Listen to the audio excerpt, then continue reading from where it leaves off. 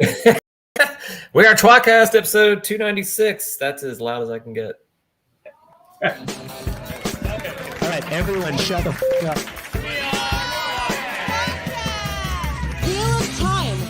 Reread podcast. Explicit and R freaking rated. John is the wild card, always talking shit. Joe's the straight man. He's a total dick. Tom calls in if he's not too busy. We are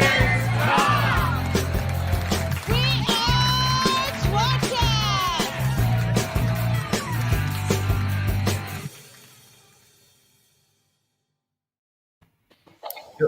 No. I was going to wait for you to finish dancing. I feel like we have to change this whole script. It says you're listening to tWoTcast. Are we keeping that for the podcast? You know, I put in the YouTube description, I said you're listening, watching? All right, so you're listening, watching to tWoTcast, the Wheel Time reread podcast. Now covering Robert Jordan's The Wheel Time on Amazon Prime. You did change that. That's impressive. With me, as always, is Jono. You can see Jono! He's got wearing a name tag. We're all have name tags on. Went the wrong direction. I did the same thing. Joe. Hey, Tom. I'm Tom, study your math. Oh, man. We had another secret live stream. I mean, it's so funny because this is exactly what we did the podcast, how we did the podcast back in the day in the first place. We just put it up, and if it was just us listening to it, we were happy. It's dumb that it even exists, and so it makes it's good enough, right? Yeah, it's good enough. Yeah, we are going to live stream every episode from now on. We're just figuring out what the fuck we're doing, so I don't want to make some grand announcement to everybody on Twitter and just be like, hey, come check it out. And then they get here and it's this bullshit. Well, let's be honest. When we do fine tune it, it's not going to be much different. It's not going to be good. But I mean, right at the very top, we won't be talking about how we may or may not need to change the script and what do we think of, say, listening or watching. It might be a little more fine tuned than that. Can we talk about the fact that we still use the script 300 episodes in, 11 years later, we're still using a fucking script that we still botch and we still question the script being correct? The next time we do a show and you bring this up, I'm hanging up and walking away. Put that again. I never want to hear it again. What happened though? You literally questioned the fucking script. I never want to hear it again. Then stop questioning it. Also, Joe, keep going. It's a normal thing to question what's written in front of you. Yeah, so if you're enjoying this so far, I think we have a Patreon link on our YouTube page. Check that out. Yeah, we question the Patreon link too. Oh yeah, we should probably make a thing for that, huh? If people don't donate to that, then they're not going to get to watch this anymore. Tom, where are you recording? I'm in Manhattan in a hotel room. And what's the hotel bed made out of? It's like another mattress. Mattress? The headboard, you mean? Yeah, the headboard looks like a fucking mattress too. I don't know. It's a weird room. It's got some like sex dungeon shit in it. I could show it to you. There's like a tall pole in here with like the numbers 2, 4, 6, 8 on it. There's hooks and eyelets in the ceiling for hanging different paraphernalia? No, but it is weird. I mean, I can move the computer and show you real quick. I walked in and I was like, I don't know what the fuck this shit is. I don't know if this was a good idea already. Can you see this weird pole? Yeah, with the sort of ropes hanging off of it? Oh, ropes. I don't know what sort of. I think it's. Why is it perfect? As soon as you put it on a desk, oh shit. Yeah, there's an exercise ball. There's this weird foam block for some reason. Oh, that's for yoga, man. That's for exercising and yoga, right? Yeah, there's if you turn on the TV, it's immediately on an exercise coaching channel. I guess it's some sort of healthy hotel. Anyway, I'm drinking and I'm going to take a smoke break in about 25 minutes. So. Right hotel. Oh man, we should by switching to live stream, it's really we should definitely preface this at some point. Like, we're just gonna get up and walk away at some point, get drinks. Like, I'm definitely gonna get up and walk away and just go get a drink. Like, Other shows don't do that. They sit in front of the camera the whole time and talk to you guys. Joe will probably. We're definitely gonna just cut out my camera or Jono's camera if we walk away, but he has to stay on. Yeah, but if I walk away, you might just be gone.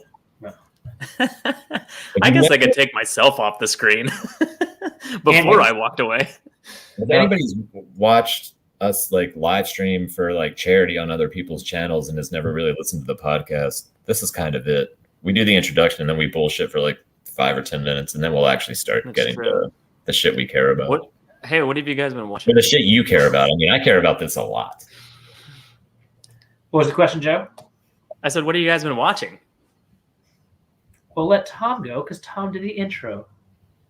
I just watched. Well, I'm watching Only Murders in the Building because I'm old. How is it? I fucking want to watch that. It's fucking fantastic. It's fun. I can't wait. Okay, good. Yeah. I can't wait. Like I'm mad I picked it up before it finished, so I can't just watch it all at once. Yeah. I mean, I think we have like 2 episodes to watch, so we're a little behind. Yeah. And then, but I'm liking it a lot so far. Star Wars Visions. I watched all of those. I watched all that. I haven't watched any of that yet. It's only like it's 9 episodes. They're only 15 minutes long. Oh, okay. So you can go good. fast. They're bad. They're not bad, but just not to my taste necessarily. Like, one will come on and you can be like, this is clearly geared toward 9-year-olds and not for me. They're all good. Just not everything I need. Not a 9-year-old? No. Things have changed since you got married. I was watching the trailer with my 3-year-old daughter, and she was like, I don't want to watch this. And I was like, okay. I say this kitty bullshit's not for me, and I just finished watching the reboot of iCarly on Paramount Plus. Yes, of course you did. Fucking love iCarly. It's a good show. Yeah. Sure. All right. So what are you watching, Joe?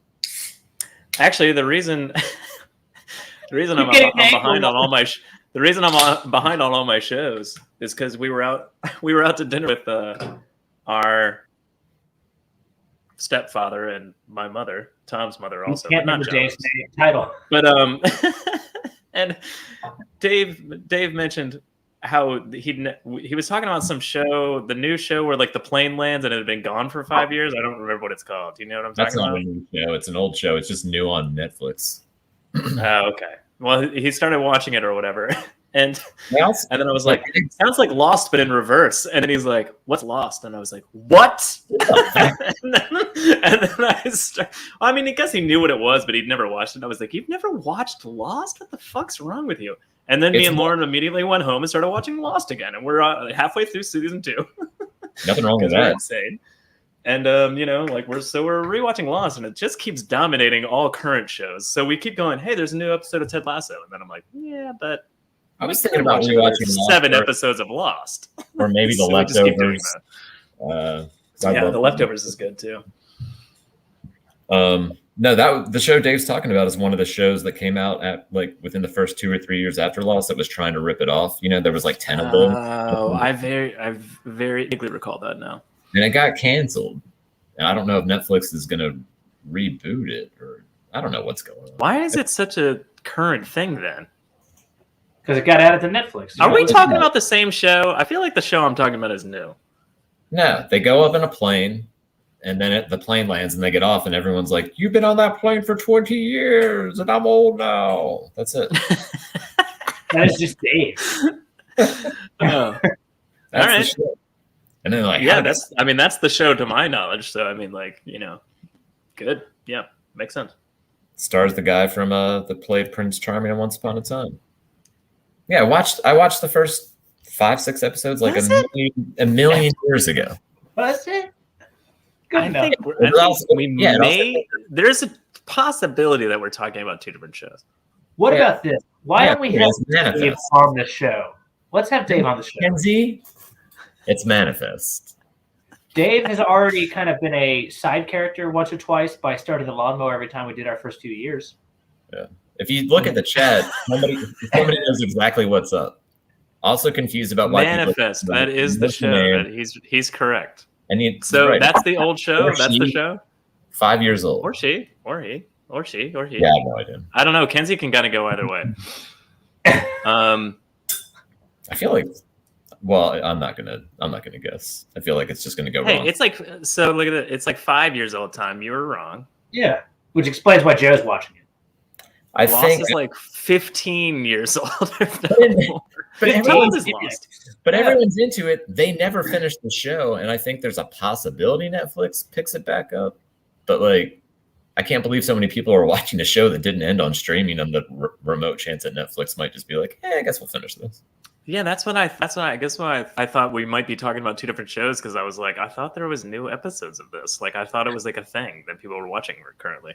Okay. Anyway, dumb, and also watch Lost because it's better. Because I haven't even watched that other show. All right, well, we ran out of time to talk about what John is watching.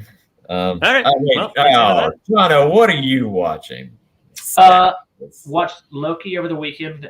We had to dog sit for Trav, and so you binge watched all of Loki over the weekend. Yeah, that's fantastic. I love you. Good job. It's not a lot. Yeah, it's not a lot. Like, but it's fun to sit down and watch it all at once. Speaking of shows that you finished on streaming, we finished Arrested Development the other day, which I loved. Like, my interest in the show did. Provided. That was tough. That was tough to finish. What an awkward ending, just all around. Arrested Development? Yeah, I did not love the two Netflix seasons. I think they're funny in their own bizarre way, like almost like they're making fun of the fact that their show came back. Like, they don't even care. None of them care really, and they seem like they're just doing it to be like, all right, I guess let's do it. I also think they largely couldn't get everyone together at the same time, so they put this season together with like a lot of individual. Yeah, Lindsay was gone half the time. Michael Cera's mustache was gone half the time, which is just one of my favorite character. I did really appreciate how much Ron Howard was in it. When he went overboard on explaining everything, there was like Ron Howard for 20 minutes, and then he's like, "Oh, I guess we should get to the show." Like, well, we're done. And that was pretty fun. But then we've also been watching, of course, all the Bond movies. Getting ready for a couple Joe's birthday. Getting ready for Joe's birthday. For those of you who don't know, which would be literally everyone, we get dressed up unless Tom fucks it up. Our viewers of the podcast know that we dress up for James Bond. We've mentioned it before. Me and John like to get dressed in tuxedos and go watch James Bond, and then go get shit-faced at a dive bar afterwards. It's very normal. We like to take our tuxedo and unclasp it up. We like to just fuck it up. We'll do it. Yeah. Then I don't know what the fuck else we've been watching. Hey, Leafcast says hi, guys. Oh, you guys are looking good and sounding great. Why do we sound great? That's what I want to know. I know we look great. I mean, that's a given. Yeah. I can't stop rolling in this chair. I was gonna say, it looks like you're about to get up and walk away. Like, I keep feeling like you're about to leave. No, I just can't. Just like every time I slightly adjust, I just roll across this floor.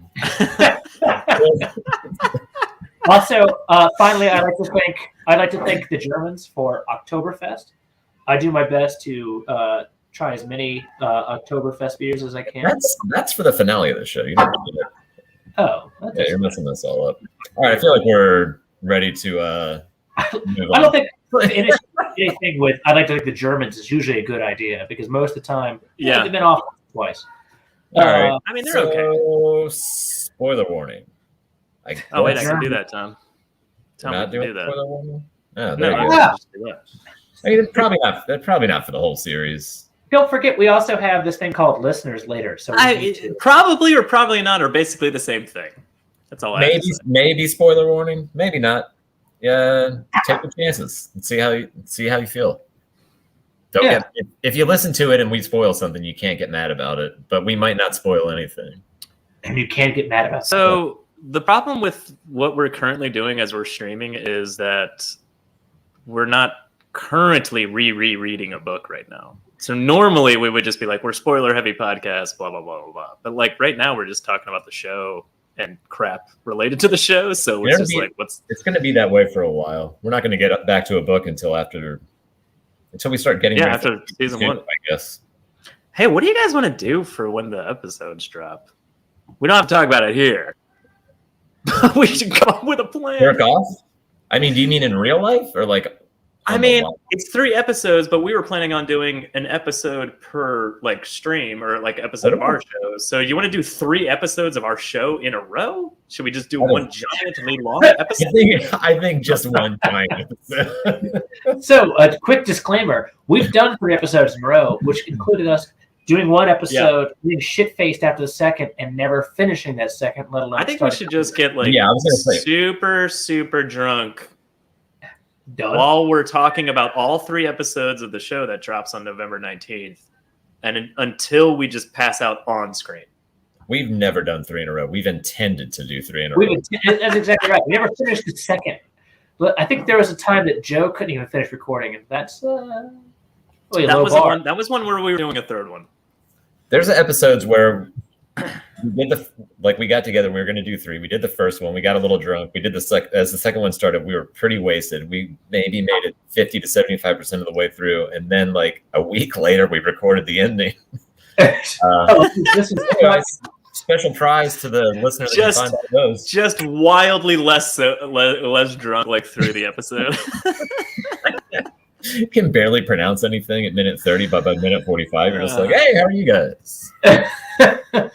I enjoy books. Hello, how is everyone tonight? Look, everyone in chat is still talking about Manifest. Let them. We have other things to talk about. Yeah, I know. Just say hi to Dana because she's awesome. Yeah, I know you guys have no idea what I'm talking about. Let me see. What are we talking about tonight, Tom? Thomas? I mean, I think we're doing the Q&A, but if you don't have the slides ready to go, then we're fucked because I don't have anything. Oh, slide number 1. Oh, there you go. Oh, shit. That preparation. For Rosamond, what's your favorite speech? I don't feel like going to the lengths of telling who asked every question. Are you guys okay with that? Yeah, I'm okay with that. I think they know. I feel like Rosamond. Well, it's also right there on the screen. Moraine can be very silent, so when she speaks, we listen. In the books, it's the, quote, weep for Manethrid speech. The idea that in the people of the 2 rivers, the old blood runs deep. That's cheating. She only read 1 book. I do remember when that came and everybody was so excited. They're like, "Oh, she read everything," and I'm like, "She probably just read like 100 pages." She said chapter 3. I mean, a lot of actors, and when things are being translated to screen, a lot of actors just want to read their scripts. Like they don't want to like know too much about what's going to happen, and then of course things inevitably change. So they want to know their story and where their character is going, not so much their character in the books and where it went, kind of thing. So like, I'm not a person that gets upset when an actor doesn't read the source material. You haven't read 14 books. You haven't read 13,000 pages of hardback text. To be fair, every actor on the show had a lot of downtime for about a year. That's true. You know what? I mean, I personally, if I was on the show, I probably would have started reading and been like, "This is really good. I'm going to keep reading this." But other than that, I mean, like, it's fine, When blah blah guy gets cast as Spider-Man after what's his name ages out, like I'm not going to be crying about it if he doesn't read every Spider-Man comic. Maybe that's why we have a new Matt, because he started reading the books and then he walks onto set one day and he threw it down. He's like, "What? I fucking hate it," and they fired him. Yeah, maybe. He didn't realize he was under surveillance when he said that. And they're like, maybe he hated the books. Barney Harris. What have you guys heard about the Matt thing? I heard it happened. Yeah, that's exactly kind of all I've heard. I heard that there was also an issue where Matt cleansed the dagger looked different, and therefore they said, "Fuck it." He was rewritten by good enough. It's going to be really annoying when they get to the Sanderson shit, though, and all of a sudden they draft a really annoying fucking Matt briefly to do it. But then they get better the second book. Yeah. I don't want to speculate, obviously, so I don't really give a shit about doing that. And I had no necessarily like attachment to anybody that's already been cast. So if they recast them, fine. But I think I'll have more of an opinion about it once we watch like the first 3 episodes. Either he's great and I'm like, well, this fucking sucks, or maybe after the end of the first episode, I'll be like, oh, thank God. I think it's kind of weird. Fair enough.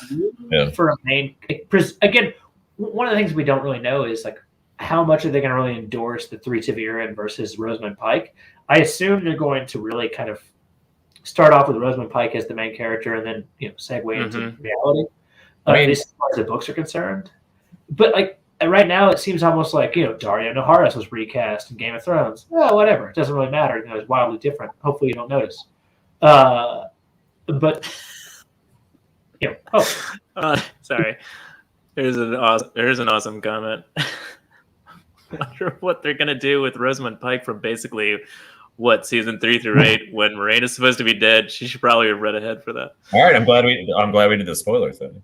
Thank you, Irish. Yeah, I mean, we did a spoiler, Tom. That's true. We very much did. And we also said it's your own fault if you fuck it up. Anyway, they usually recast. Thank you, Yush. Somebody after like the pilots. Then again, at work for Bewitched, they recast Darren. Right? Everybody watched Bewitched, right? Yeah. And they said they recast Varen, and I was like, what? They recast Seinfeld's parents. Oh yeah, that's true.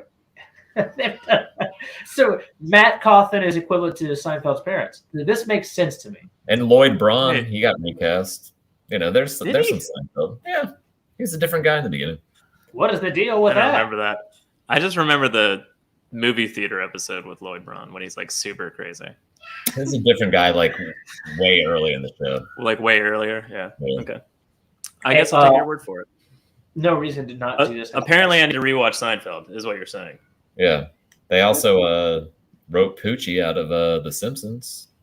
Itchy and Scratchy. Is that help? Is this helpful? Is this helping you guys? These are extremely helpful. All right. What was that main dude that was recast in that was hanging out with Daenerys in Game of Thrones? Dario Naharis. Oh, is that what you already say that? Nope, keep going. It's fine. You say Jeff said Daenerys, and you were like, Darnus Naharis. And I'm like, Dario Naharis. That was about. Like, Dana said they recast 3 mountains. 3 mountains. Wow, that's a lot of mountains. It's a lot of work right there. It's a lot of guys to meet that very specific stature criteria. Jonna, don't hulk out. Hulk out. I don't know. Do you guys have other thoughts about this? No. Again, the only two without seeing Matt to begin with, it's hard. But I feel like it's going to taint my entire use of the one mount. Viewing of the first season of the show. Because I'm just the whole time you're watching it, you're just going to be like, "You're gone. You're not here. Should I get attached to you? Should I fall in love with this character?" Yeah, I guess that's my question. Were you guys particularly attached to the actor in the first place? Maria. I meant to. Yeah, that's true. Maria was getting her, like Maria, the beloved editor of TWoT. That means 2 of her jobs were editors of TWoT. She was very attached to Barney Harris. Yeah, that would have made sense to have her on to comment on this. For your laugh. Yeah. I meant to email her half ago. We nailed it. Yeah. We could. You can call her. If you tell her she's on StreamYard, she'll fucking hang up. Yeah, she will. She's had a really hard time getting on everything we've done on StreamYard. You know what? I honestly believe that there's an outside chance that every time we ask Maria to be on a live stream, she dials in and then puts a picture of herself sitting perfectly still in front of the camera and mutes it and just walks away. And then just shakes it. Yeah. She doesn't have to deal with that picture is how much she fucking hates us. She's like, I have no interest in being live on the internet. She's just got like glossy photos of different facial expressions and she just sets them down in front of the fucking camera. God, that comment again, Jono. Here's my mad face. Another dumb dick joke. Here we go. Yep. Yeah. So all right. Well, next question. I guess we can keep talking about the Matt ideas or thoughts throughout, I suppose. Yeah. No. We'll just keep coming back to it. What do you think about the new guy? Same as the old new guy, and I can't wait. They look similar in the most obvious, they just both look like they could be Matt for different reasons. You see the scene? I don't think more or less than the other one. you see the little scene of him from The Witcher? No. He's like, please, Mr. Witcher says, save my family. Yeah, that's pretty good, right? I should have had that ready. Did you guys see the new Mat Cauthon? It's a picture of me as a joke. One year at JordanCon, I dressed up as Mat Cauthon, and I made my wife and Taffy Bennington, who sings our theme song, dress up as a badger. And then I came out with just a bag, and I was like, oh shit, I had a present for the judges, and then like the badgers ran everywhere. But the key is that we played the Badger Badger Badger song from the internet from back in the beginning of the internet. Joe pulled out his dick and he was like, mushroom, mushroom, mushroom, mushroom. Anyway, we're idiots. We do a lot of dumb stuff. I put together an entire Mat costume just so I could blast the Badger Badger Badger song. While my wife and a friend ran around a room filled with people. All right, you better get to the next Q&A. Yeah. All right. Question 2. How much will season 1 cover book 1 or spread across several? Looks amazing. Season 1, this is from Rafe. Answer. Season 1 will cover book 1 plus some of book 2 and even book 3, but also not all of book 1, as some of it is in season 2. Cryptic enough? Question mark. I mean, maybe we should just do an episode about this one. Yeah. Keep talking about this for a while. Yeah. Some of book 3 and not all of book 1. Saying that you're including book 2 and a little bit of book 3, like you're moving shit around, fine. Saying you're not finishing all of book 1 in the first season is bizarre. So maybe they don't get to the Eye of the World. You don't think they get to the Eye of the World? I mean, what would be out? Book 1 is a pretty straight shot from point A to point Prologue. B. What do you keep saying? You think a prologue? The prologue. He's saying prologue. What if they add that? No. I thought you were having a stroke. But prologue. I literally had no idea. Jono, are you okay? That's a good comment from Dana. No royal family. Is he having a stroke? Yeah. Oh yeah. I don't mind that either. But there's got to be something they have to strip off. Like, is that the prevailing theory on the internet? Yeah, I think so. Apparently no Barrelon too. Dana's got her fingers in every single person, piece of information on the internet. So I have no idea what's going on. She knows everything. Right. Well, she should host the show. Yeah, we should just have Dana call in. Oh. If it's Tom Maryland, Jay, I'm so fucking pissed off. Wait, didn't they already cast a Tom Maryland? Yeah, anybody that's already cast. Yeah, but I don't know how much. I don't know how much of him was. He's going to be in the show. He hasn't been in the trailer. There's no loyal. I mean, we've in the trailer either. We've seen part of book 3 in the trailer. It was an eye on a cage. You think that's what that was? That guy was very dead. Yeah, but I mean, did they kill Gaul? There could be multiple cages next to that. Too. So I think Tom's right about that. Like, I don't have a problem with book 3 being in there. I'm just confused. I don't know. I guess you're gonna have to move the Logain shit in earlier. You have to move. I don't know. There's a lot going on. They're already making up this stuff from. So here's a question that kind of encompasses everything that we're talking about. How do you think season 1's going to end? I mean, I think there's a lot of things that can move back and forth, like in terms of like when it happens. I don't know. I mean, how long are people willing, like an audience member fresh to the scene, going to be willing to wait for the reveal that Rand is the Dragon Reborn? I guess, like, even reading the book at the beginning, you're like, we all know. No, did you read the glossary? If you read the glossary, you're going to find out. Tom, it could have been Matt that channeled that lightning at Four Kings. Even those interviews, don't know, or articles in magazines were like, one of these guys might be this Dragon Reborn fella. And I'm like, yeah, I think we know who it is. Like, I wonder how good of a job they'll actually do of hiding that, because, like, we're expecting that's an excellent question. Since they're adapting it, like. Because I mean, we've made the joke like 1,000 times. Like he literally looks nothing like everyone in the Two Rivers, and Moraine's like, which one of them could it be? And they're like, come on, the fuck on. Who could be down in the background? Like, I'd be curious to see if it, like, let's say the first few episodes are popular, and like people you don't know, like you pass on the street are talking about it. They're like, I wonder which one of these guys is Dragon Reborn. And the people are putting their money on Perrin. Yeah. 5'10", brown eyes, brown hair. 5'10", brown eyes, brown hair. 6'6", red hair, red beard. Yeah, except that's not their physical. I know, but it's just like, which one of these could it be? Who seems different? My guess, Ghost Town. Who knows? I don't know. I secretly hope that Nene turns out to be the Dragon Reborn in this adaptation. I'd be really happy with that. Yeah. All right, next question. Well, hey, one of you assholes read this one. Okay. Which parts of the trailer are you most excited for the fans to see the full version of in the show, and why? Rafe's excited for Winter Night. That tracks. He loves. He just really loves the opening of the book. Rose says Shadar Logoth. The city where you really feel how the dark is a material substance that chases and consumes. The visual effects and the extremity of the sequence haunts me. I think that gets back to what we saw in the trailer with like, it didn't look like fog so much as like liquid tar, like eating things. It looked like venom was taking over Shadar Logoth, I guess. It's just dicks. Oh, it's an alien symbiote? Yeah. Because that's how you say that word, symbiote. The easiest way to defeat Mashadar is with a very large bell.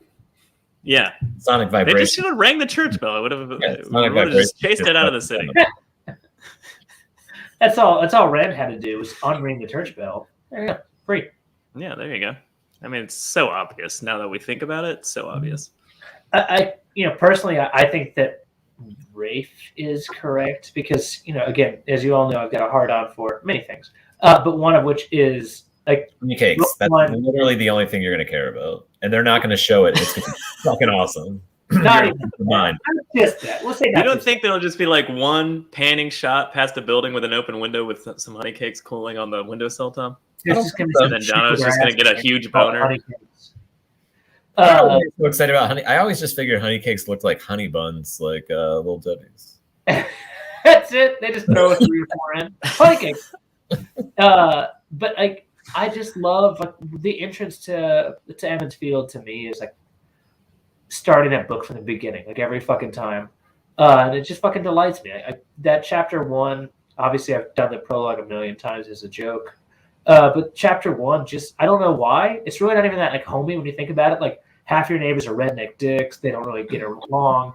But it just you read it, just kind of like, here we fucking go. It's just amazing. Are that many of the neighbors mean? Well, I guess when Perrin goes back there is quite a contingent of people. Well, think about it. Fuck you. What though? He passes like Alcenes and shit like that, and then everyone's just trying to hey, does Tam want to fuck my wife? Or maybe my wife, my mother, or does Rand want to fuck my daughter? There's a lot going on here. You guys are both some nice stiff old pieces of dick. Let's get at it. It's very. You read the start of that book way different than I did. I was not. I mean, I think personally, I love Winter Night also, so I think that's going to be really awesome. And I know that they've hinted before like that's going to be kind of more elaborate. Like you're going to see the Trollocs attacking and more having, because like in the books, like obviously we follow Rand back to the farmhouse and like we don't really see a lot of it. But I think Robert Jordan. Apparently, we're going to see more of it. Said in the past, I guess his experience with the war made him not want to write as much of the battles. I guess I see a lot of the stuff that he left out on the page probably. And I agree with that. Real fast when someone said, "I wonder what they're going to do with Rosamund Pike when Moraine's supposed to be dead for so long." You think that's part of the reason they were able to get a big actress to play the part? Like basically, it's like because she could just dip out for 4 seasons. Yeah, you do a season or 2. If it's successful, you're attached to one of the biggest shows on Amazon. You can go to Hawaii for 5 years and then just come back at the end. Or actually a fucking solid reap all the benefits. She's just looking from behind a curtain. And I'm reaping all the benefits. I mean, she could. What did you do if it was actually John? Rosamund Pike started the biggest show on Amazon. It's amazing, and she hasn't been on in 4 years, and she's just talking about it, and like everybody else is doing all the fucking work. How much does everyone love Ned Stark? Like Ned Stark is still like I loved him in Game of Thrones. Like, when he got decapitated, that was like one season. Homer's neighbor. What's that? Is that Homer's neighbor? No, you're thinking of the guy from Wilson. Oh, that's long ago. No. You're talking about Home Improvement? Wait, are you talking about Castaway? No, I'm actually talking about. I want to see how many different ways we could take it and get it wrong. I think Tom just inadvertently brought it all the way back to Lost, which I'm happy about. Do you guys know what's in that fucking hatch? Yeah, it's Desmond. Yeah, it's just Desmond. Oh, I guess. Spoilers for Lost too. Sorry. Spoilers for Lost. Came out 20 years ago. Yeah. It's a million years old, but. All right, let's go on to the next question. La pregunta próxima. Jono, read it. My question is, what do you think Maureen's favorite food is? Does she prefer coffee or tea? So I guess that's 2 questions. Rosamund, I don't think Maureen cares too much about food. Rafe thinks she likes buffalo wings. She eats to live. But don't worry, you will only see her drink tea. I have some problems with that. That's it. I'm not going to tell you what those problems are. Why aren't you going to tell us what the problems are? Oh, Tom's gone. Yeah. Buffalo wings doesn't seem to make sense. They don't have buffalo. The city. They? No, they don't have Buffalo City. That's what they're named after. Let's see. I mean, tea obviously makes imminent sense. Coffee would be only for those who have been to Shanshan, and she was never captured. Although she was there at the end of book 2, on and off. So I guess that makes sense. Her favorite food? Lance dick. I mean, we all know that just because you're... Damn. Just because you're not married to your ward doesn't mean that you guys don't share a tent a lot. Yeah. You know? Although it's kind of gamey because, man, he's wild. Stringy. But yet beautiful and tasty. Joe, what do you think? Her favorite food? Probably something from Carrion. I would imagine. Apparently, listen, I don't fucking know. Like peppers and shit.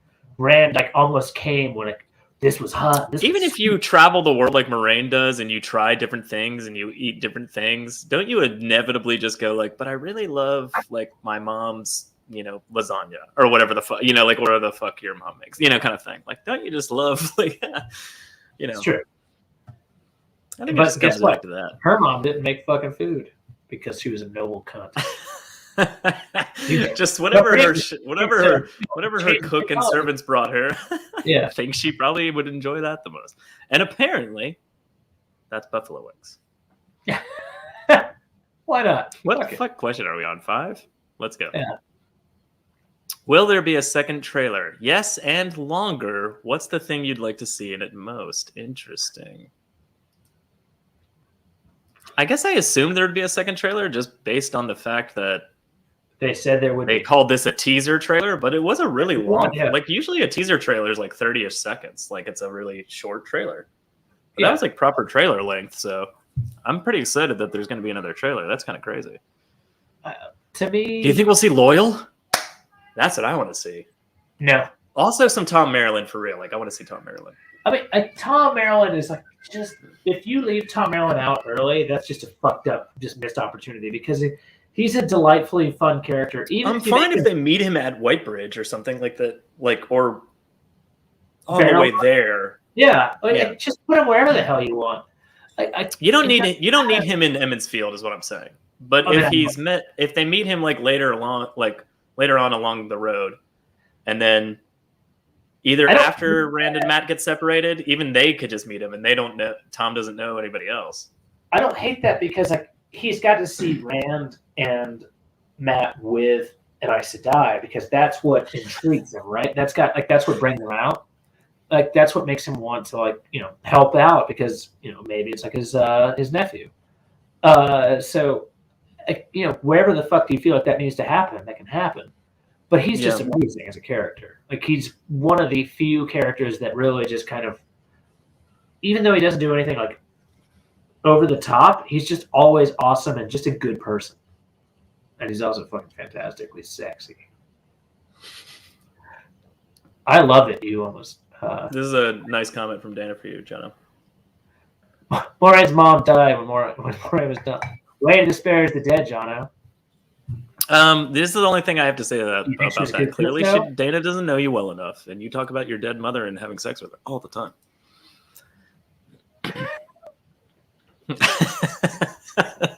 I love that it was a punishment, like, how the fuck dare you, Jono, versus how do you do how dare you? He got weird there.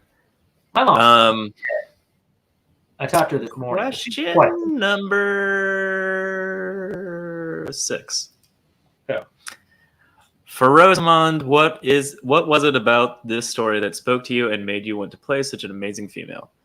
The way the women of the Aes Sedai harness the elements of the universe to unleash incredible power, that interested me a lot.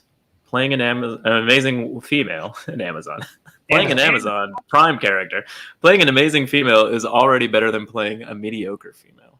Interesting. Did she call herself a mediocre female? No, I think she's saying like she's just a strong character. Of course, I want to play her strong character. You know. Yeah, I mean, it's kind of. I just hope she didn't. I mean, I actually do enjoy a few of her roles, but I hope she didn't describe herself as a mediocre female, if not playing. I don't think that's. I mean, if you say I didn't read that way. But I mean, it's kind of a tough question of how would you not follow this, right? Like, you know, you can always get a role wrong, right? Like, but in this case, I assume they came to her and said, "We had a fuck ton of money. There's, you know, a fuck ton of nerds who love this shit. It sold 100 million copies. You're not going to, at the very least, you're going to make some fucking money." Which, again, I'm a cynic. Good for her. And I think that Moraine as an actual individual is a really fascinating character, right? Like she starts off as it's funny that she mentions the powers because she is a powerful character, but Moraine doesn't really like seek power. No. And the politics involved with the White Tower, she kind of separates herself from almost immediately. So it seems it's in kind of an interesting comment in that spectrum of what you consider power to be. Obviously, the one power is the other side of that coin. True. Like if literal power on this type of shit, which, you know, to a certain extent, I hope they don't do that because that means it's way too commonplace. Yeah. But you can really kind of put together a fascinating essay on, you know, Carheenan woman, you know, who's in the upper nobility, but not upper, like the way that, you know, because she's so closely related to the noble family, but not the royal family. Like the way that she literally seeks to embrace the power when needed, but also avoid of nobility.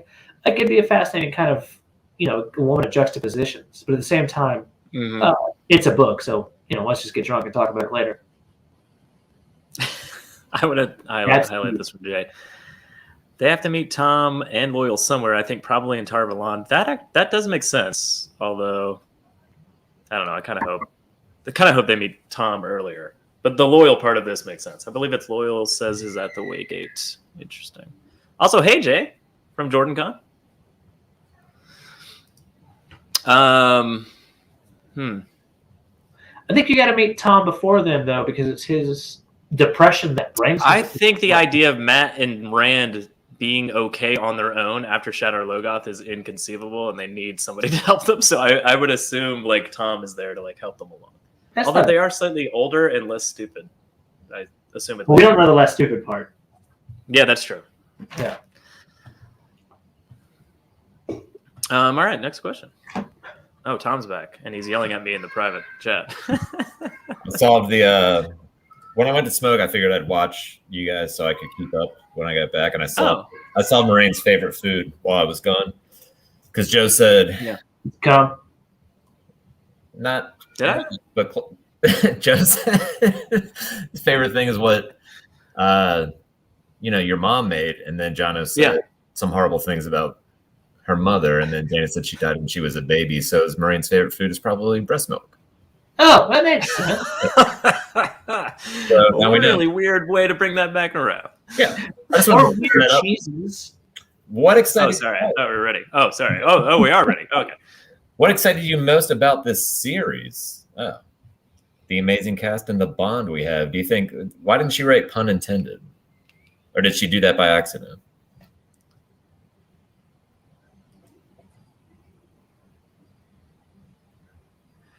I don't know.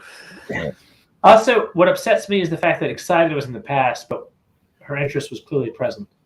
So that's it would have been really funny if she put in parentheses like, "Did you see he's playing Moraine?" Really talented. Kenzie made a better joke than I did about the breast milk. I feel like a fucking idiot.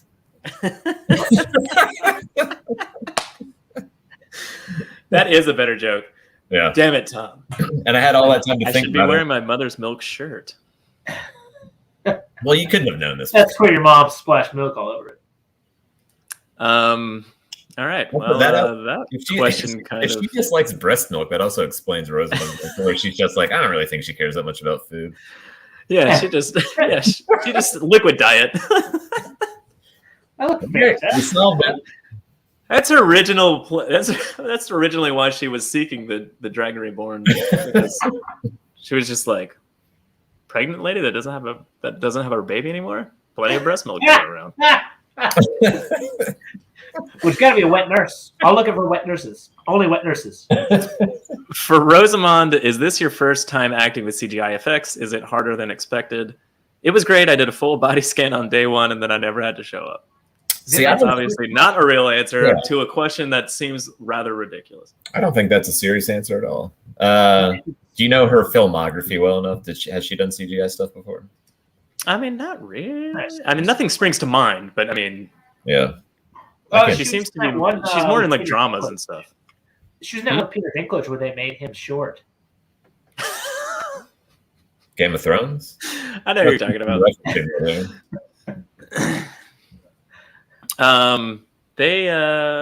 me see here. I'm still happy with that one. I can't think of anything off the top of my head.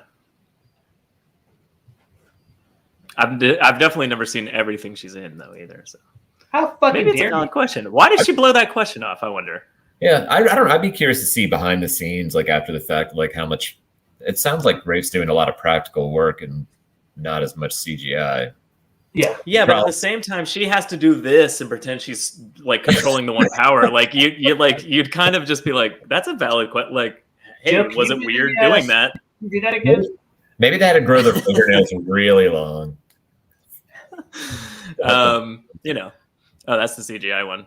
Question number 9: how many nightmares did that flaming fade give you? Rafe said, "Not many, as I will always remember him as Dan."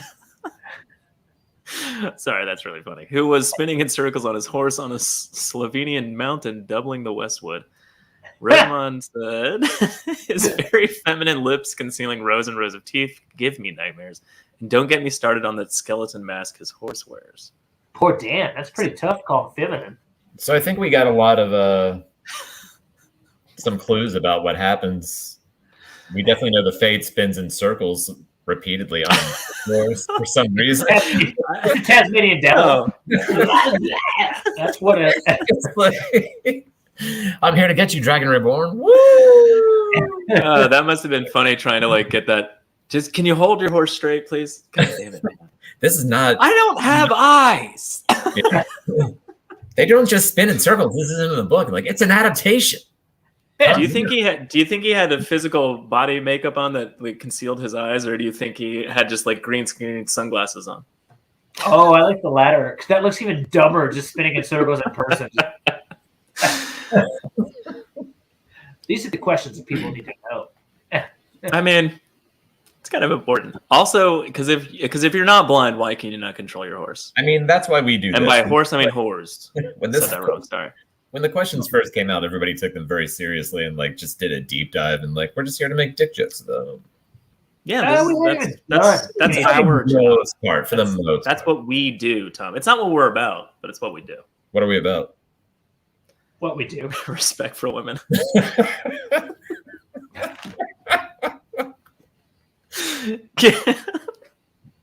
Someone else read this. Well, do we need to read this one? Let's just move on to the next one. Yeah, that one's dumb.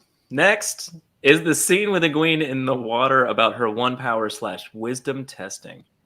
Wait, where is everybody getting this wisdom testing from? I don't know, but also, why is the one power / wisdom testing a thing? Like, those are two very different things. Even if wisdom testing existed, I can answer that question at the end of the season. So he can't tell us, which is fine. But also, and then people keep asking. Even after that, people keep talking about wisdom testing. I'm like, do you think we go through the season and the peak is at the very end when she gets tested to possibly be a wisdom in the two rivers? Maybe it's episode 1. The only reason they're guessing that, I'm assuming, is because Nynaeve's there. That's who's pushing her in. To the chat, the horse Trollocs are centaurs. Ooh, but of course they give rise to other Trollocs. They also carry Dolores Umbridge out into the woods to beat her, presumably. no business here, centaur. I mean, that's just fact. I mean, we're here to celebrate the Wheel of Time, not talk about how it's a ripoff of Harry Potter. What's the it is? So, I mean, I don't know. What's your theory on the water? I think it's the accepted. Yeah, I assume accepted test. Nynaeve's pushing Egwene into a river. It's the accepted test? Have we talked about that? The first time I don't know if those two things are necessarily connected. And if they are, it might be some kind of dream or part of the test.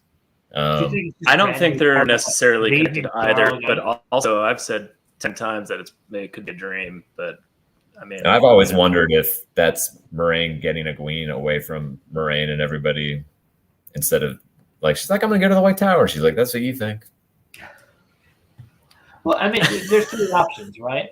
There's also Shadar Logoth. Like, that's how they fucking get out of there because she's not willing to jump off, like into the river. Nynaeve's not with her though, and like Perrin. All right, in the trailer, Perrin and Egwene run up to the top of the walls, and it's like coming towards the black venom symbiote is coming towards them. So, like, I assume that's when they jump off the wall into the river. Yeah. Tom Hardy. Hey, you guys want to in the embodiment of that city. It talks like Bane though, which is weird because it's clearly Venom, and then he talks like Bane though. There's some people in the chat trying to bring logic into this, and I'm not going to have it. Wrong podcast. I mean, what are they talking about? Most folks think it's part of the women's struggle. Oh, okay. We're not most folks, Jay. Yeah, I'm not doing it. I'd bet a lot that it has literally nothing to do with the women's circle. That scene of her in the pool with all the paint. Maybe everything. Mm-hmm. Speaking of stained dresses, what are you guys doing later? Next question. I don't understand the question. Next question. What are we on? 12? Okay. How excited are you to see your audience responses after such a long wait? This is a complicated thing because as a fan of many epic book series, seeing them brought to life is simultaneously thrilling and a little bit sad, as it changes forever a world that you saw in your own head while reading. I like his answer, but I don't know if he answered the question. No, but I think that, I don't really know how excited am I? 6 out of 10. He didn't really answer the question. I mean, everybody was pretty damn excited just by the trailer. But and I'm sure that makes him happy on some level. So clearly, he's probably excited to see the audience's response to the show. Obviously, no. I think what he's trying to say is it sounds like he's saying, I'm worried about blowback, potentially, like how people that have read the series versus not read the series and how they'll judge what I've chosen to put into the show, sort of thing. That's what that seemed to be saying.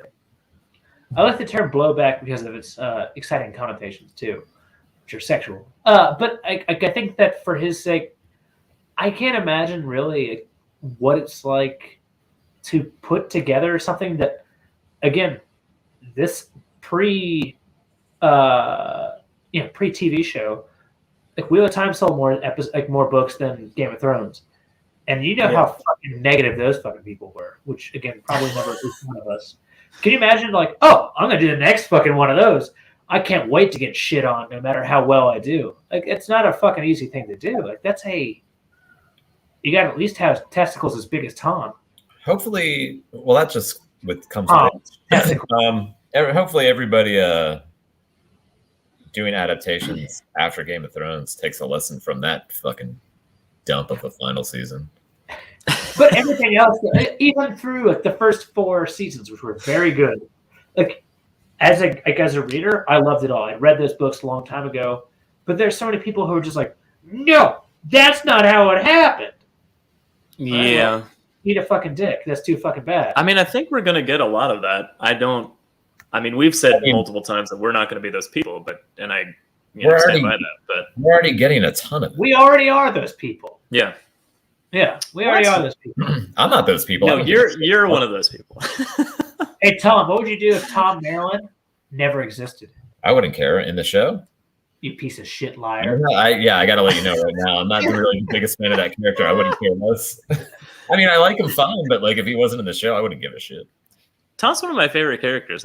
I would be disappointed if he wasn't in it at all.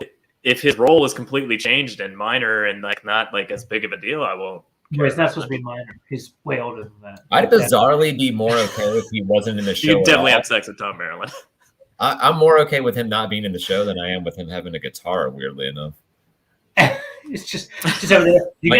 I'd rather they write out the character entirely. What is this? The Name of the Wind, and then you just smash the guitar on set. It's actually played by Alan. It's Alan Romanchik making fun of Patrick Rothfuss. That's who it should be. I would watch the fuck out of that. Can you imagine that? Because how much? I mean, absolutely, I can. And that's why he's gone quiet on his involvement in the show. I think we're ready for the next question. All right, question 13. One of you guys read this one. How are you able to come up with how the weaving of the one power looks? Oh, here we go. Wait a minute.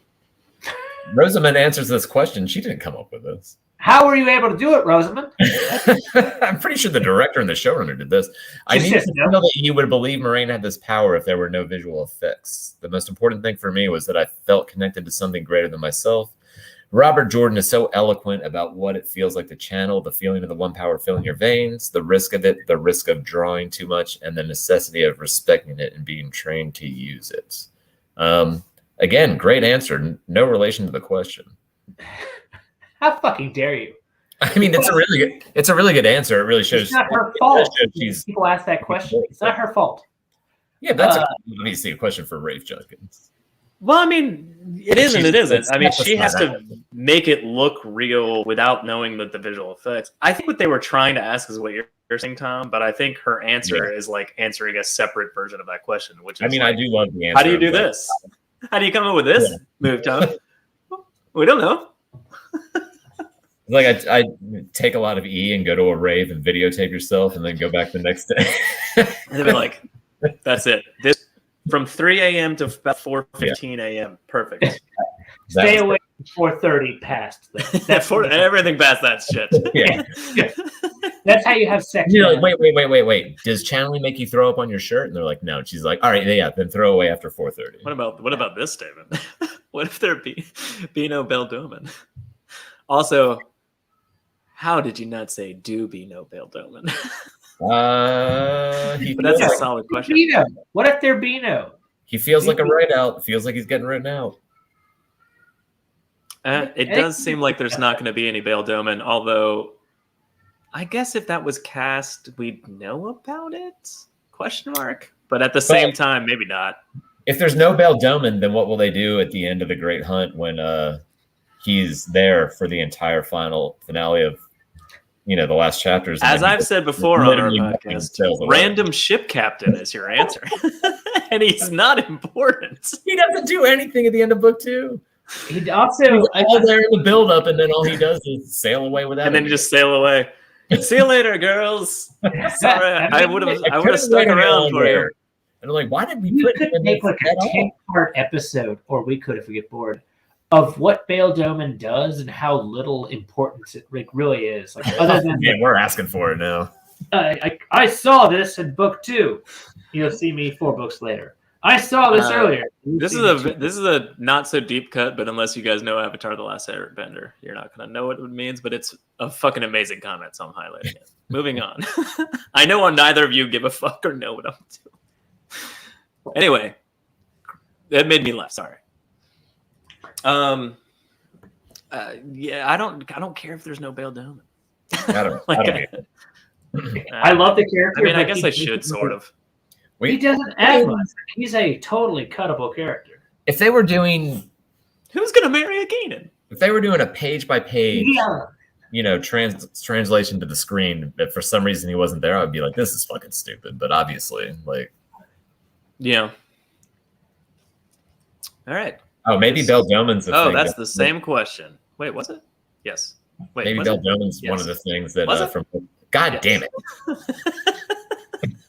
We didn't. Go on. We just did unscripted work. We didn't do a warning for seizures before the show, so you can't. Spoilers. Shit. There will be seizures. All right, question 14. How were you able to come? Blah, blah, blah, blah. Sorry, John. Go ahead. No, it's fine, Dick. How are you able to come up with how the weaving of the one power looks? Answer from Rafe. All of the visual FX teams looking at the one power were going off documents and description of it pulled straight from the books and using that as jumping off points. Let me stop right there. Going off documents of descriptions pulled from the books. So the books? Just I'm sure somebody documented descriptions. Copied and pasted a bunch of descriptions into a document, Jono. It's not that confusing. Then again, you got the word visual, but you couldn't figure out that what the FX stands for, and you pronounce Joe needs a beer. Keep talking. Very clearly. Oh, shit. Oh, I thought it was trying to stop me. Visual FX. That's how it's pronounced. EFF-ECTS. Got it. X. Does it save that much time? Oh, fuck no. To abbreviate it? No.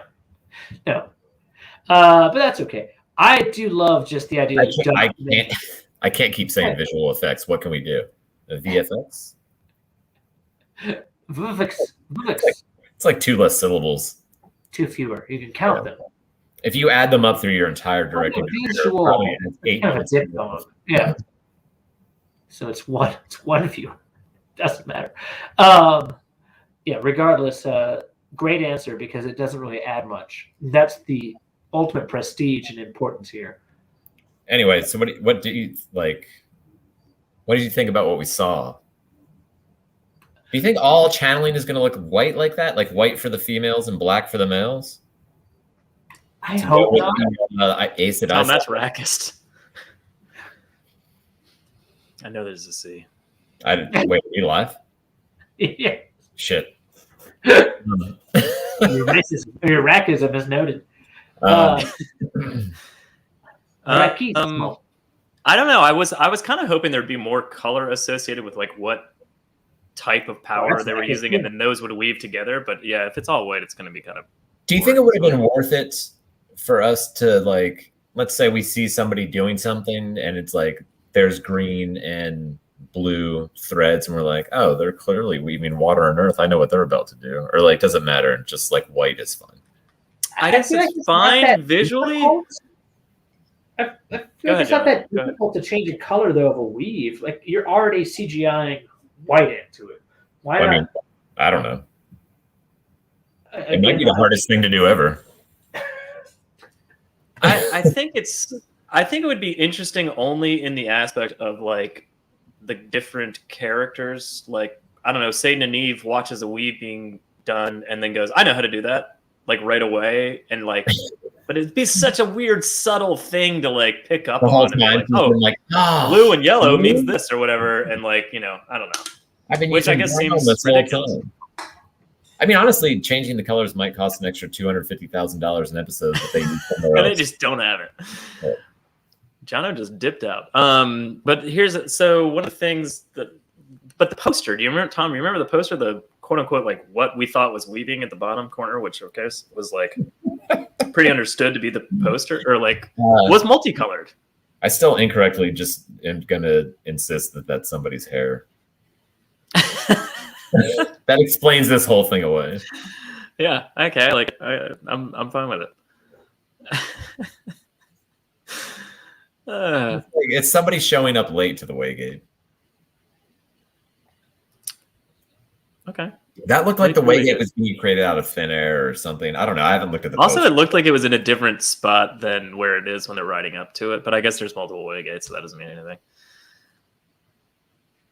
I'm still bummed that the Waygate's not just like a wall with a leaf in it. John is back. I don't know why I find that so funny, but it's hilarious. I don't know. People are really upset about the Waygates. Like, I don't care. Like, I mean, like, I guess I do sort of, like 10%. That's the kind of 1%.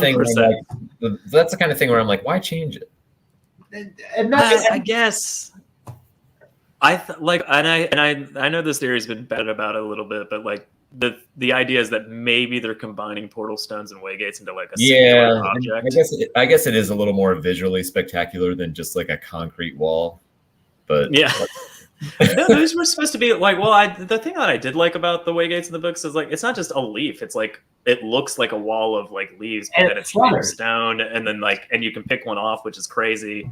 Like, the idea of it is kind of interesting, but I think honestly, I think that Waygates are actually fascinatingly beautiful ideas, like almost more interesting than portal stones, really. In that, like you said, it's like a 2D freeze almost, and then all of a sudden, like, you grab it and it's 3-dimensional and everything fucking moves. I think that's, especially considering the darkness that is the fucking ways behind it instead of the little things like that are very cool in the book, but I still think that would look good on the screen. But I don't know. Maybe they couldn't hire somebody to sculpt it. Brother Dan seems to be mentioning McDonald's for some reason, but I don't know. It's not next McDonald's. Question. Next question. Sure. Next question. What the fuck are we on? 15? I don't know. Is it my turn? Sure. Yeah, why not? How excited are you to see your audiences respond after such a long wait? Rosamund Pike says, I love how warm and welcoming the Wheel of Time fan base has been. Not have. Fan base is singular, damn it. I hope we offer escape, excitement, mystery, and something to keep people inspired through the end of the year. Obviously, there's an issue here with both have and the lack of an Oxford comma. That's all I've got. I think Rosamund Pike did in English class. Is that not what you asked for? I think Jono is having another stroke. Yeah, I stroke out. I think there's something fucking about, like, you know, the audience really has been, for the most part, other than apparently Facebook, which, by the way, fuck that, really overwhelmingly positive. And I think that we're all in agreement with, you know, there's always going to be trepidation and concern about what the fuck happens with your favorite series. But at the same time, like, if it's done at least halfway decently, but definitely with, like, respect, then fuck yeah. That was something that was never going to be contemplated. It still boggles my mind, really, that this series even is finished, because it wasn't supposed to be 10 years ago. Because he died. I don't know if you know that. Spoiler, Robert Jordan. The fact that it exists at all, well, we're allowed to get spoilers, right? Yeah. Robert Jordan's dead, everybody. The fact that it exists at all as a finished entry is fucking amazing. And then you add a series onto it. Like, again, anyone's negativity, I get that, but at the same time, fuck you. Fucking deal with it. It's incredible that it's there, and it's got a production value that's beyond, you know, whatever the hell we would do as a joke for an episode. It makes me really happy. Let's get drunk. I like where your head's at. Yes, I'm quite drunk. Yes. What is your favorite aspect of the WoT series? Rosamund says, my warder. That's a short one. Did you guys watch Criminal Minds? Lan is awesome, and his name is Lan. So I've watched a lot of Criminal Minds because my wife is a huge fan, and the dude who plays Lan is on it. I'm very excited about it because guess what? Big penis. You saw that on Criminal Minds? Yeah. I'm sorry to Dana Liu. That's fucked up, and I apologize. Spoiler: he's dead. Spoiler: his corpse.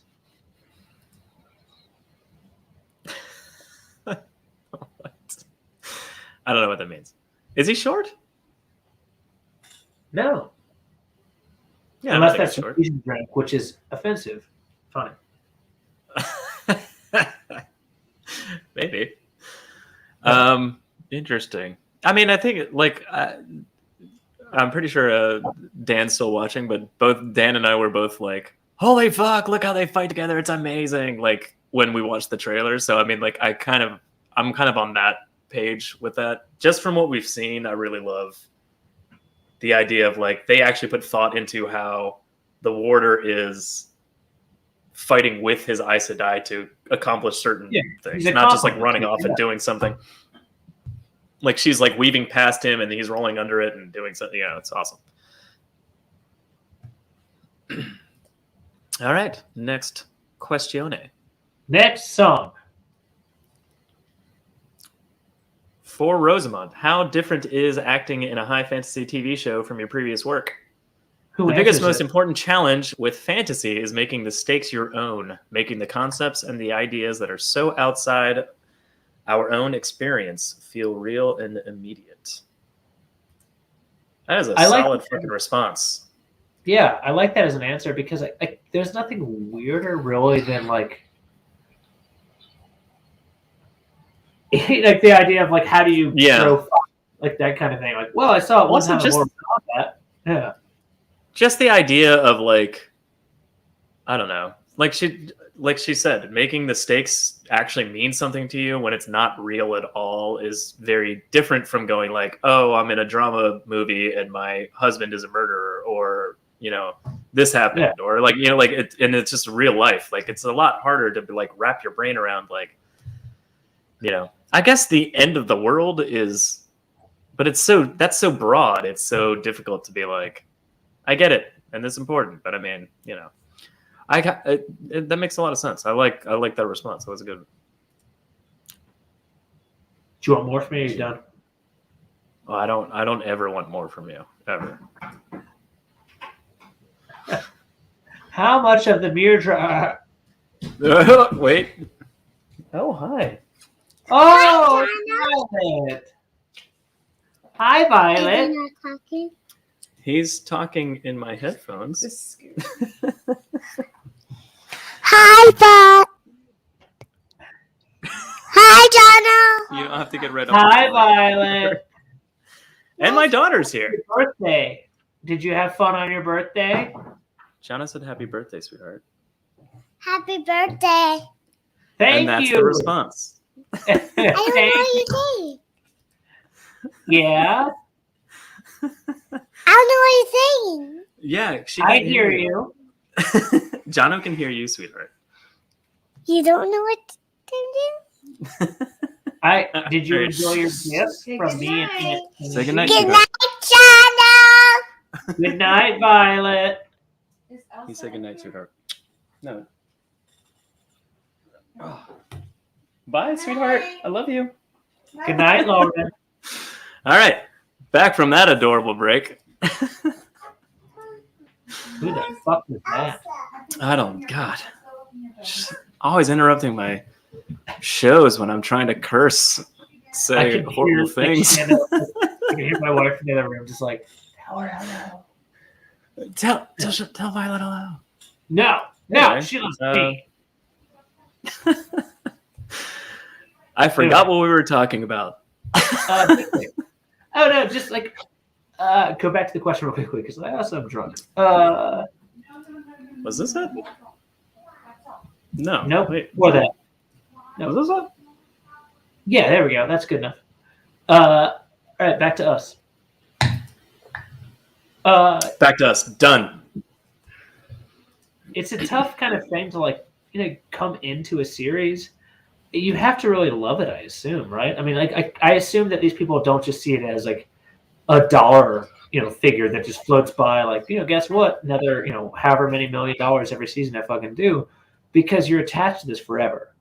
And obviously, there's a simple part of you that says I'm attached to it forever. Therefore, residuals. But at the same time, like there are so many people who love this series and other series as well. That like, how do you fucking do it appropriately? I think that is something they probably ask themselves every day. like, how do I do this to a point that I'm A, not just mocked for, but B, I'm really just like into, right? And I assume that they, like us, a certain percentage of them are just going to love this fucking series anyway because it's amazing. So they're going to become not just, actors that are trying to hit the right note, but also fans. Again, yeah. Or they may just make fun of everyone and just get really fucking drunk with all the money they get. Good for them.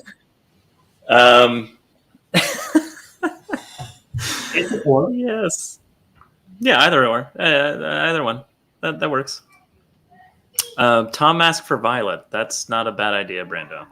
I feel like that. It's Brandon Sanderson, ladies and gentlemen. Thank you, Brandon. No, that's Brando. Sanzo? What's wrong with you? Sanso? No, he's a Jordan Gunn buddy. Anyway, all right. Next question here.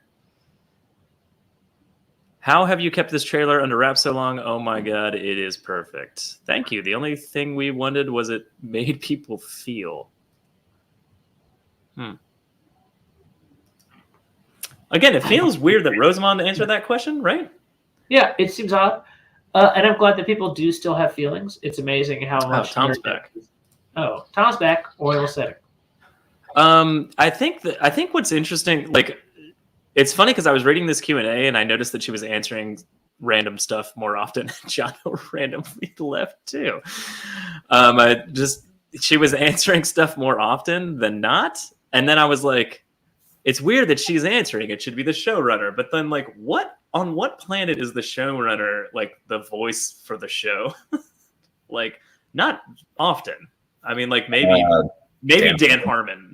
Yeah, but that's kind of it, Damon Lindelof. A lot of shows. A little bit, but I mean, it's not super common, and it's usually the star of the movie that's going out and doing press, or director. I think a lot of times, it probably is a lot of times. It's just for our experience, we only notice it if we're super into it. If you just casually watch a show, you're not going to notice that the showrunner or the director is doing interviews and stuff. But if you're super into it, like we are with this, then you're obviously all over every goddamn thing that comes out. Tom, you missed Violet, highlight of the show. I saw her. Oh yeah, you watched it? I think I saw your wife also ask if I was there. Yeah. Yeah, she was making sure your daughter wasn't being rude and not saying goodnight. I thought it was hilarious. But did you say goodnight to Tom? He's not there, Mom. He's not there. He's gonna be scarred mentally and I didn't see him. I don't know. Is it? Yeah, that was it. All right. So we're on at 19. How much of the mid-roll is practical effects? Oh, the mid-roll, like almost all elements in the show, is as much practical as we could manage, enhanced by VFX. I always think that it gives a more disturbing and real feeling quality than full VFX creatures. I completely agree with that. Yeah, I'm really, really happy they're doing it that way. Yeah, I wouldn't have, I don't know, kind of not expected it for this show, It would have been a fucking bummer if every trolley was just pure CGI and it was just oh no. Yeah. It would have just been a really bad prequel Star Wars movie. Just 100 extras holding up sticks with tennis balls on the end of them. Just running around. I'm a Trolloc. Pretend to be scared. I don't want this. This isn't working for me. Yeah, you would have needed a lot. I was watching something with Ewan McGregor because he's doing that Obi-Wan show. Yeah. Oh, John is back, and he was talking about how because they're doing it the way they filmed the Mando show, where they do the full screens around them, and it projects the environment. They can see it and interact with it, sort of, and then they dress the rest of the set around them, So it's not just but when he was doing the prequels, he was just doing green screen. Everything was just a green box with a green pillar, and everything was green. And I was just yeah, that must be fucking crazy how different that is. That they're going back to more practical stuff, but still doing it in this crazy new interesting way. But I'm glad that Wheel of Time's doing that same kind of idea because full VFX, I agree, is it just doesn't ever look really real. Like there's always like a slight bit of you can I mean, obviously things are getting better by every passing day, but it's still encouraging. It's pretty encouraging for Loyal too. It makes me really want to see him. Like that's kind of why I'm interested to see Loyal, not just for the effects and see how it looks, but like I just kind of want to know what they think he's gonna look like. You know, like no one's really ever like drawn rendered or depicted thank you, rendered like an Ogier in any way that I even like, and I've tried to draw them and I'm like, this is horrible, like, you know, kind of thing. Like I'm just like I have no idea how they're supposed to look. What's that? Have you seen the cover of book 2? It's really bad.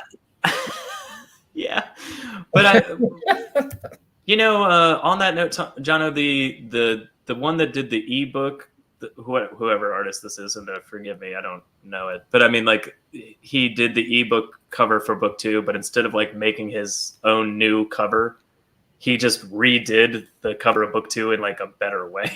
Like he basically just took Daryl K. Sweet's like artwork and was like, yeah, that's okay. Well, here's how it should look, you know, kind of thing. And I was like, that's interesting. But I mean, he depicted Loyal kind of the same, but I mean, much better. Imagine if they had cast Perrin and released like a picture of him in costume, and it was like a 13-year-old boy in a fur vest with a headband. with a green bandana.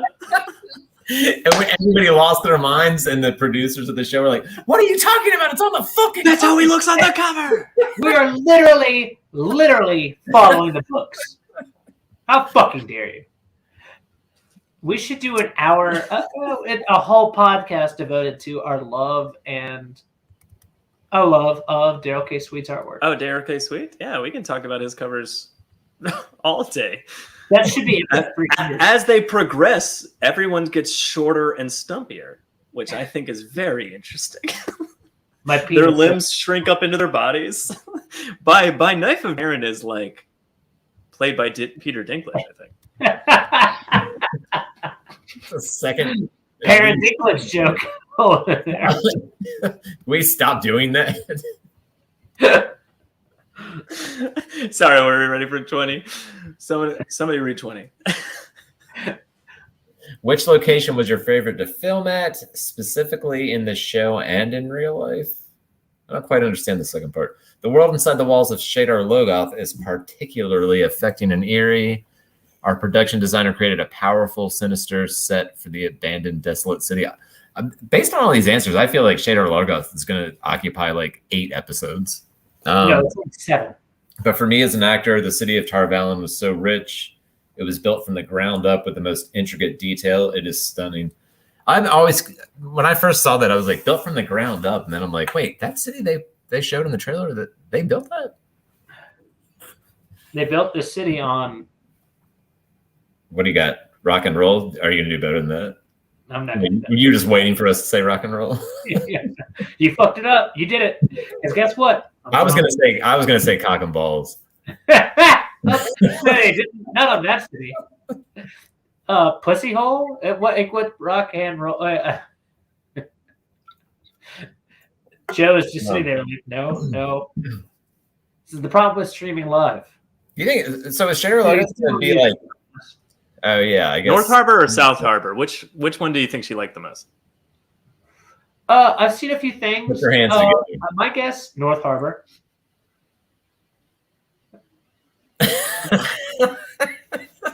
All I know is that you said North or South. Which one do you think she likes best? And I said, put your hands together. And then I just looked down at chat, and somebody said sausage rolls. And like, I know that answer doesn't have anything to do with your question, but I was like, but it's good. We're circling all the way back around to her favorite food. Mother's milk in a cup. I'm gonna say that out of context all the time when people ask me a question. Just like, mother's milk in a cup. Do we need to go left or right? I'm just gonna be like sausage rolls.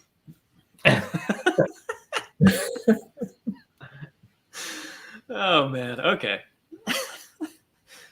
Question 21. 20. We're almost done. There's 24. There's 24 questions. We got 4 left. That's amazing. They answered so many. John For Rosamund. It'd be amazing if Rosamund was not the answer of this question. It's Rafe. How did you feel seeing Moraine's power visually for the first time? Rosamund says, I felt like a badass. I said to Rafe when I first saw it, quote, I need this video of me shooting fireballs to show to my sons again and again, end quote.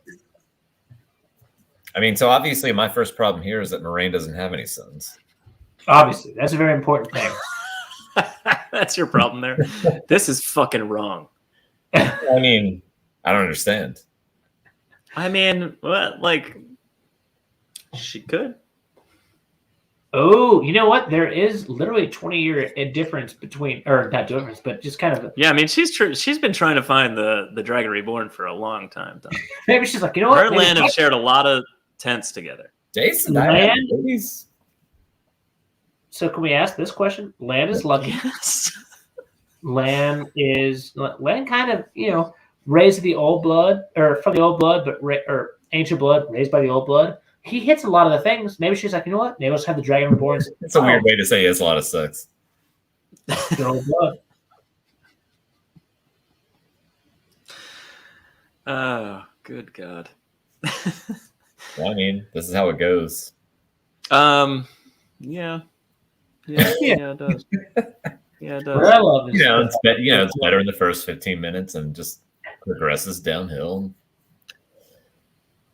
I mean, the fact that she said I felt like a badass is pretty awesome. That's a good response to have. Like, there's some pretty fucking cool shit there. It's actually I'm very excited for how they're doing it. They seem to be kind of avoiding any really just bad, dumb CGI effects based on what we saw.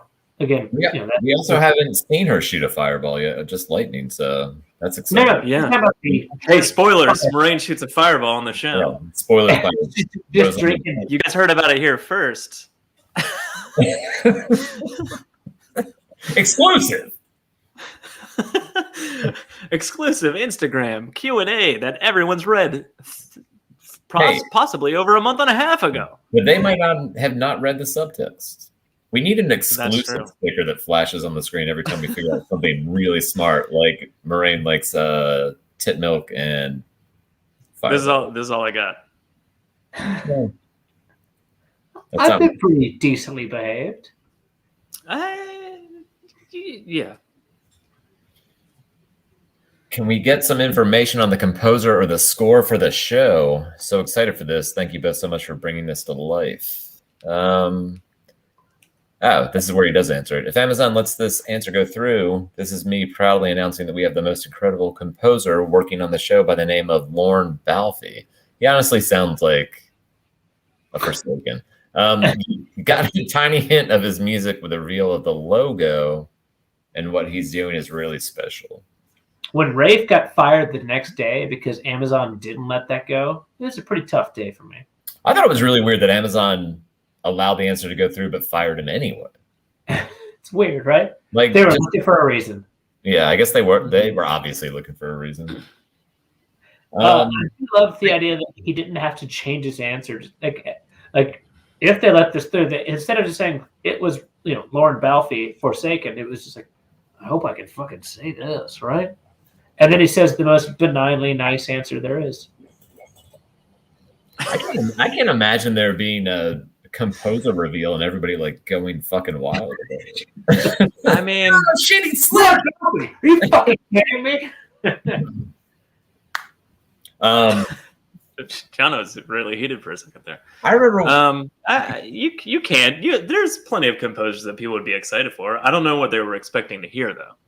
I remember seeing a tweet from Dragon Mounts when that question came out, saying like the music we saw in the trailer is not the show music, and then they did the video of the logo. I'm like, why would they think that? Like, why wouldn't the trailer music also be show music? What would you do if it was? That John is Williams? Interesting. I don't know. Show music was, or the trailer music was fucking incredible. It was perfect. Joe, what would you do if it was John Williams? I just had an image in my head. What would I do if it was John Williams from Harry Potter? Or John Williams from Home Alone 2? I would be like, that's a ripoff of Harry Potter. John Williams from Superman. Yeah, obviously. I mean, yeah, Star Wars ripoff of Harry Potter. Everyone knows that. Well tread. Superman, Harry Potter ripoff. Boy Who Lives from Planet Krypton. Yeah, we all know. We all know everything is a rip off Harry Potter. We don't have to keep going over it. I'm just imagining. Yes, we do. It's common knowledge. The first night when Tam, spoiler, is in his coma or whatever the fuck is the wine spring in, and like Rand's slowly falling asleep. That's what we need. Everything is a rip off of Harry Potter graphic. That should just be in a scroll at the bottom of the screen forever. Yeah. Again, doesn't need to be. Sorry, everything is a rip off of Harry Potter. Everybody knows that. Everyone knows it. Why do they all pretend like it? You know what I find particularly disgusting is how often people come out of the woodwork to be like, Harry Potter came out in this year after those things. And I was like, they're contrarian. It's thousands of years old. It's older than the Bible. What's funny is people are like, the King James Bible came out here. And I was like, oh, was that the first version? No. Jesus. Yeah. Jesus. Harry Potter came out in blah, blah, blah year. And then I have to go back and fact check it and be like, yeah, that was the 27th printing. Please. Yeah, everyone, and again, everyone knows this. Why are we still talking about it? It's debated. It's debated endlessly for no reason. That's the reason why we have to keep talking about it, because there's some. Yeah, because apparently there's people that refuse to accept it. Yeah, Tom, do you remember the time in book 1 when Rand's dad Tam finally woke up, was ready to go follow his son, and Abel came in and he goes, "Tam, we slept in." And then they got the fuck out of bed and tried to run north to go find their kids. So you're making the carts are still here. They didn't go to the airport with John Williams. They didn't go to the White Tower. I'm not connecting that to Harry Potter. Yeah, I just assumed that Rand's parents. We're still there. Left Rand with Tam and his wife. Basically, Tam is Uncle Dursley, obviously. I mean, yeah. They are obviously the same character. And they go back to each other very simply. Very simply. Question 23 of 24. Almost done, boys. For both Rosamund and Rafe, how do the final visuals with completed visual effects align with what you had in mind when reading the script, filming on location? How would they answer this? It was total shit. We fucking so 24 is the answer from this one's from Rafe, and the next is just Rosamund's answer. Making a TV show at its best is about collaboration, about seeing how your initial vision for something is lifted and changed and made better by the people around you. So my favorite visuals in the show are the ones that are far better than I'd ever imagined writing the scripts. But which ones are worse than you imagined? You shut the fuck up. Dude, that's what they never talk about. It's that moment where he's watching something being filmed and he's off to the side and looking at the dailies and just what the fuck? That's not what I wrote. That's what you think weaving the one power looks like? We should get Rafe. Maybe his favorite visual effect was how hard he tried to make. Oh, let's just do this. I'm done. I'm out. Keep going. It's really good. Keep going. Me or him? One of you.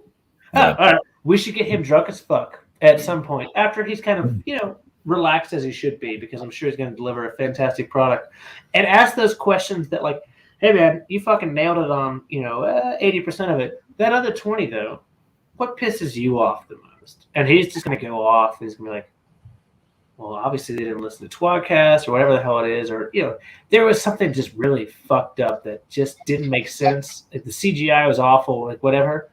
And then that's when Joe gets on the show and starts storyboarding things, because that's what I care about.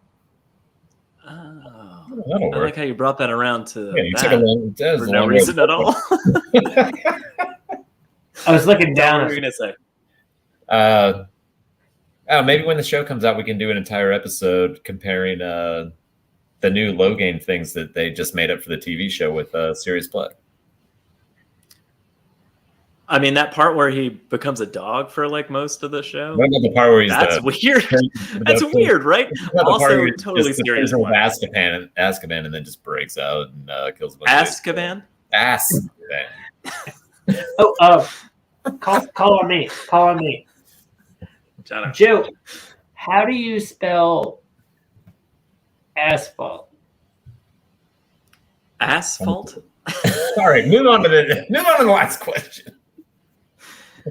When Dumbledore falls in the red door frame triangle with Bellatrix Lestrange, chef's kiss. But also Sirius Black. That's a very good question. I mean, I put this up a second ago, but we need to talk about it. When the show airs, you need to do an episode of all the things. Each episode rips up Harry Potter. I feel like that'll just be our normal show, but also solid note. Holy shit! No, but I think that that's correct though. Like, we should probably do 2 episodes. One giving homages to ourselves, and then one giving homages to Harry Potter, because Harry Potter has done the work. Are you trying to say Hermione? Hermot? Oh, I get it. Oh, never mind. I figured it out. Did you? I knew that would get you. All right. Look at that idiot laughing. The worst podcast ever. I fucking love it. Rosamond's answer to the same question. It's so important to have a living... What? Joe, what? Stop for a second. What? Read the What's name, happening? please. Just read the name. I think it says marmalade. It's so important to have a living, vivid world inside your imagination when you are shooting sequences that will be complete with CGI. And the production have always made sure that we have plenty of visual references for how things would look as we went along. We have never worked on a set on which at least part of the world is not built. We have always had elements of the texture and atmosphere of the finished world to work with. I honestly, I think this is one of those things that actually gives me real confidence, besides, obviously what we've seen before. But this really, they're grounded in reality, at least what we're assuming here from what we've seen and what we've read. They're grounded in reality for where the fuck they do this shit. And I love that. Yeah. I love the fact that I can go from this very serious, I'm really excited about it, and then where the fuck they do this shit is a horrible sentence. But at the same time, that's really how I feel. It's I don't know. It's very. It imparts a lot of excitement for me to see this not being just fucked up. But if they do fuck it up, get those torches out, man. Yeah, I mean, our viewers know that we know people, but one of the main things that I took away, when the show was being in its infancy and it was there for several years before we really had any real news. We're really good friends with the licensing lawyer from the Wheel of Time, and he knows certain things about what's going on, and we can't really talk about everything. But at the same time, he just he used to be like, Joe, I heard this, and it was 3 years ago at Jordan Con or something, or kind of, and one of the things that he told me was the budget, back in the day. Well, it's all common knowledge now, but the budget was told to me at a very early point in time, and I was like, holy shit, that's Game of Thrones end season budget, and more so, per episode kind of thing. So it was just one of those things where I was like, well, if they have that much fucking money starting the show, it can't be bad. The only thing that would make it bad is the writing and the acting at that point. They have the money for the Trollocs, they have the money for the weaving. Well, I'm saying they have the money to make it look good and build it properly. Well, the only thing that could make the show potentially not good is how well it's written and directed and acted. They have the money for everything else. Everything. Yeah. What if the show was bad because Jeff Bezos went to space? So they were using space. You wasted all our Wheel of Time budget on a rocket ship. But that was a huge note to me back in the day, back when there was no news about the show. But I was like, okay, that actually gives me a ray of sunshine, a little bit of hope for what the show could be.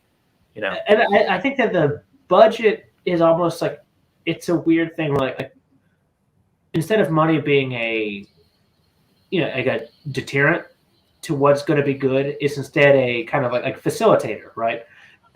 Obviously we don't want to start off with the CGI budget's going to be fucking kick-ass. Yeah, because no one gives a shit. But the CGI budget is going to be a deterrent to good writing and good acting. They're going to give the money to those areas, and that CGI won't be a deterrent. Like, that's the thing. Is like, again, like as Tom was obviously making fun of you because Joe deserves it. Like, what matters is writing and acting.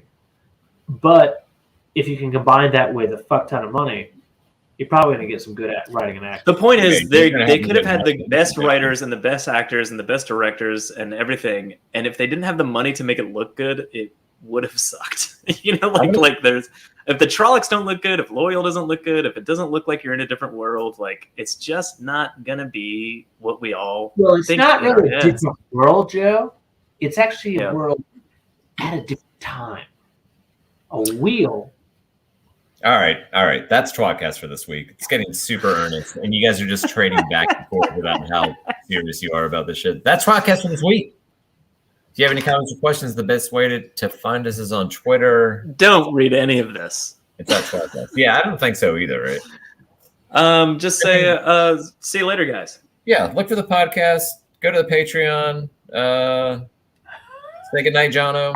Good night, Jono. Joe. Keep the change, you filthy animals. Yeah, I've been Tom. You have been.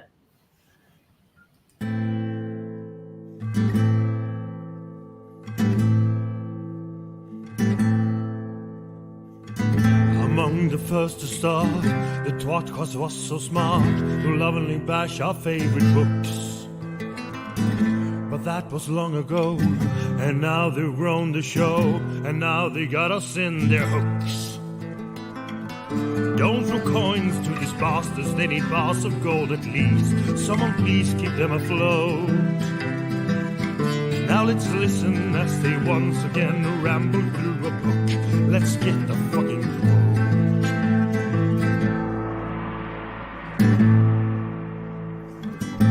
One of them is Tom, but he is barely on.